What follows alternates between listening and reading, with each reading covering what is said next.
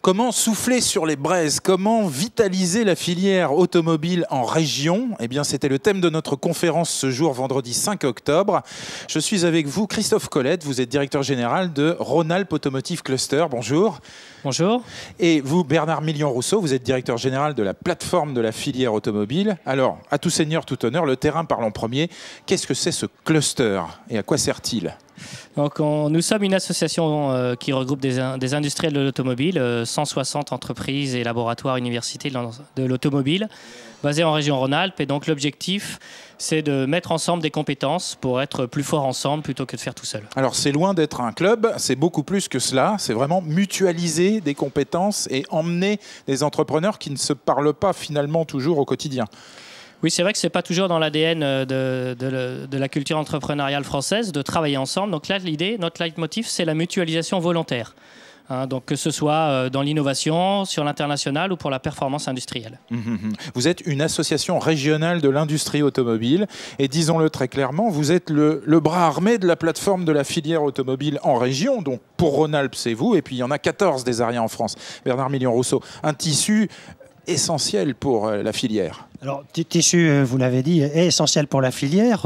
Rien ne se fera sans les régions en France. C'est dans les régions qu'on va retrouver tous les acteurs de l'industrie automobile, de la filière automobile en France. Nous avons besoin des régions.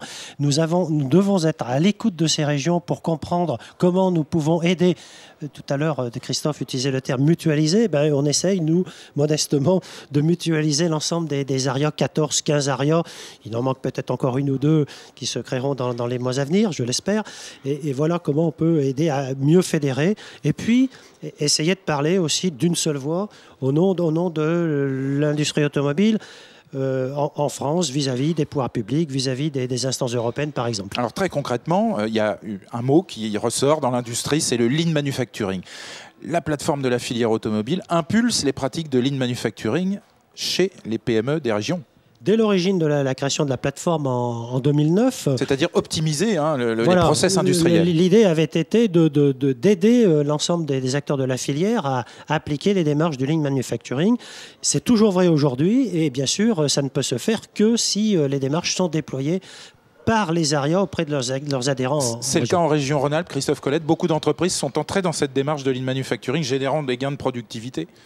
Oui, c'est vrai. En termes statistiques, je crois qu'on a déjà une centaine d'entreprises de la filière automobile sur 700 à peu près qui sont engagées dans une démarche de lean manufacturing que nous on accompagne en tant qu'association de l'industrie automobile par des programmes ou spot de quelques mois ou des programmes de 2 ans ou de 3 ans sur le long terme. Le but étant effectivement de pérenniser cette démarche de l'amélioration continue, de la chasse au gaspillage dans l'industrie automobile française. Alors ça, c'est sur les process, mais il y a aussi la mutualisation des grandes thématiques, des grands chantiers qui vont faire vivre les équipementiers et les PME, les rangs 1 et suivants. Exemple, l'allègement des matériaux ou l'électrification, qui sont 2 de vos grandes thématiques. Oui, vous avez raison. C'est vrai que nous, on a vraiment voulu investir sur l'automobile de demain et faire en sorte que nos entreprises soient demain les fournisseurs de l'automobile du futur. Et les 2 grands enjeux en ce moment de l'automobile, c'est l'électrification du véhicule et de ses fonctions et puis l'allègement et des matériaux. Et donc vous regroupez les entreprises qui ont ces spécificités, qui sont capables d'intervenir sur, par exemple, la problématique de l'allègement matériaux et vous les faites travailler ensemble. Exactement. On a recensé là où on était bon dans la région sur ces thématiques. Et on a fait travailler des entreprises ensemble sur toute une démarche qui s'est concrétisée par la mise en place d'un événement qui sont les Tech Day automobiles en Rhône-Alpes qui ont eu lieu il y a 3-4 mois à Lyon et qu'on reproduit la semaine prochaine en Allemagne. 40 entreprises se sont mises ensemble pour présenter leur innovation technologique à des constructeurs et équipementiers de rang 1 automobile. Et qu'en ont-ils pensé ? Je crois que ça a été très apprécié et surtout, on a eu quelques témoignages de PME qui nous ont dit notamment j'ai fait plus de commercial en un jour qu'en un an.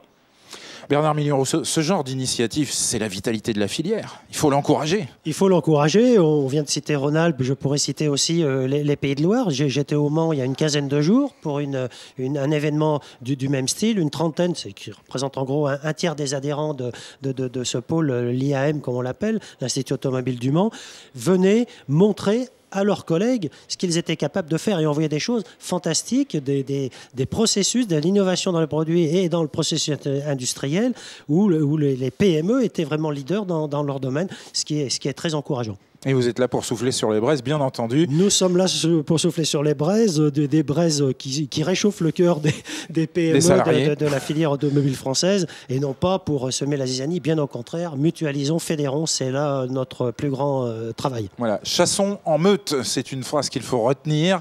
Et n'oublions pas que l'enjeu, c'est 619 000 emplois directs de la filière automobile.